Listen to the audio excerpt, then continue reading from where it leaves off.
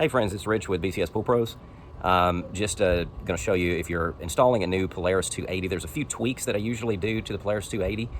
And I'll show you that. First thing, make sure you take the old 280 out of the wall, the threads, because they become brittle and they'll break on you. So you'll have to cut them out. It's not a fun process. So anytime you're replacing that connection at the wall, always replace the threads. That's the first thing. And then I'll show you the other parts over there. A friend asked me to put the 280 in for him, so I'm just showing you that.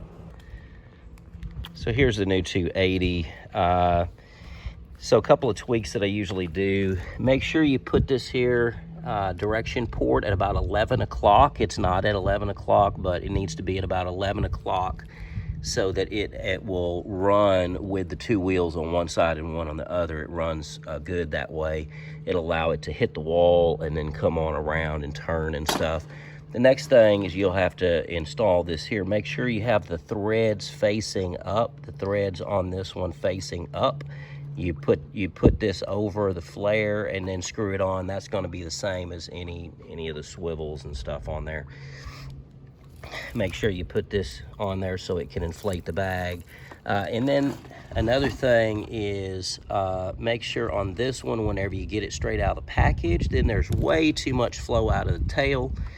So I crank this all the way in and then come out 2 full turns, and that will still give some flow through the tail, but it doesn't allow it to go real crazy. Last thing is that for a short pool, then this middle section, I usually don't have to cut the hose.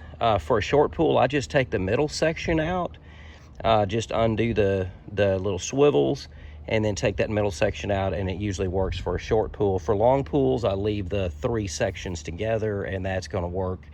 If you have to do it a little bit differently, if you need a different length or whatever, then you can cut it accordingly as the instructions show you to cut the hose. That's it. That's the tweaks that I do when installing a new Polaris 280. Hopefully this is helpful, and please share, like, and subscribe, and we'll see you next time.